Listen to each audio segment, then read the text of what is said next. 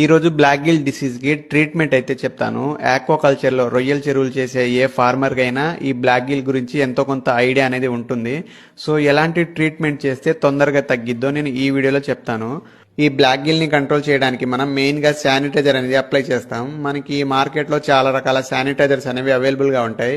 So మేము చెప్పే best sanitiser ఏంటంటే హైడ్రోజన్ పెరాక్సైడ్ అనేది చాలా బెటర్ రిజల్ట్ అనేది చూపిస్తుంది.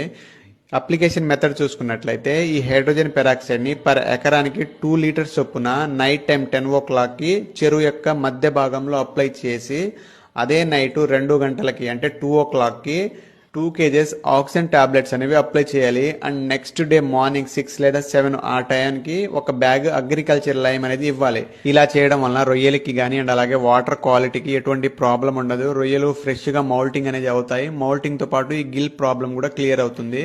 నెక్స్ట్ బాటమ్ కి మంచి ప్రోబయోటిక్ అనేది ఇచ్చుకోవాలి. సో ఇలా చేయడం వలన ఈ బ్లాక్ గిల్ సమస్య అనేది ఈజీగా క్లియర్ అవుతుంది.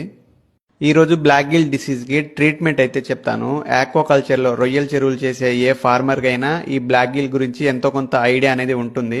సో ఎలాంటి ట్రీట్మెంట్ చేస్తే తొందరగా తగ్గిద్దో నేను ఈ వీడియోలో చెప్తాను. ఈ బ్లాక్ గిల్ ని కంట్రోల్ చేయడానికి మనం మెయిన్ గా